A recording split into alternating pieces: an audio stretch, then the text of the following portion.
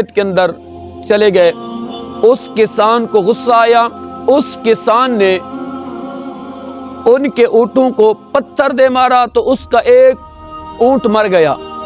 اس مسافر نے جب دیکھا کہ میرا اونٹ، میں مسافر ہوں، مر گیا، تو اس نے وہی پتھر اٹھایا، اس بوڑھے شخص کو دے مارا۔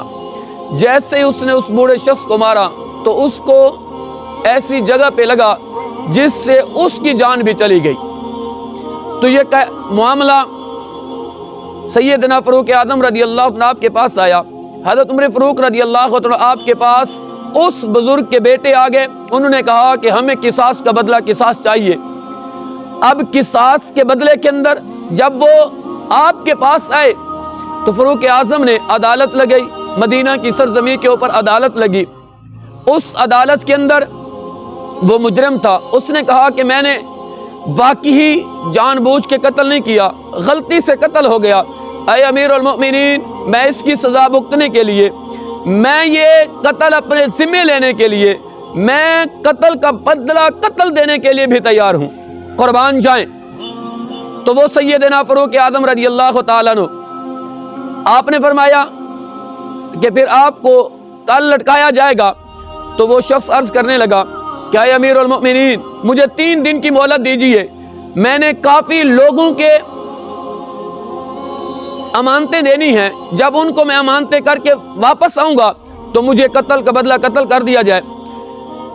تو فاروق اعظم رضی اللہ تعالیٰ فرمانے لگے کہ آپ پھر کسی سے ضمانت دلوا دیں، جو ضمانت دے گا پھر آپ کو اجازت مل جائے گی۔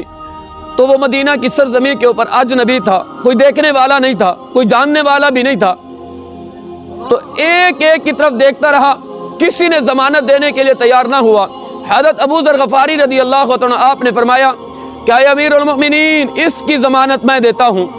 پھر ضمانت ہو گئی، وہ شخص اس کو اجازت مل گئی، مقررہ وقت کے اوپر 3 دن کی مسافت کے بعد اس نے واپس لوٹنا تھا، وہ 3 دن کے بعد واپس نہ آیا۔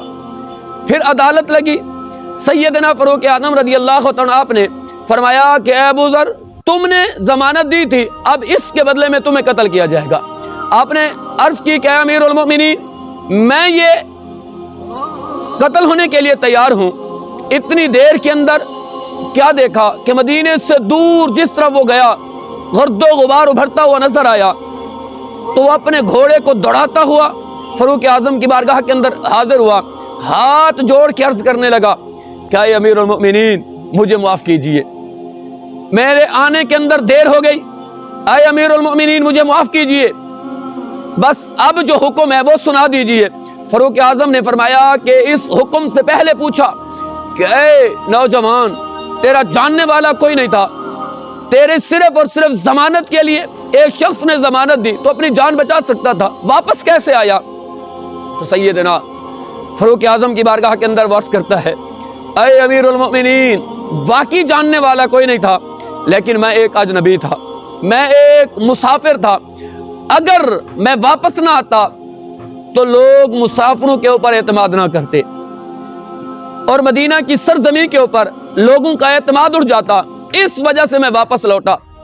ادھر ابو ذر غفاری کی طرف فاروق اعظم نظر کرتے ہیں، آپ عرض کرتے ہیں کہ ایک اجنبی تھا، مدینہ کی سرزمین کے اوپر صحابہ بھی موجود تھے، اگر اس کی کوئی زمانہ نہ دیتا تو پھر لوگوں کی، مسافروں کی کوئی زمانہ نہ دیتے۔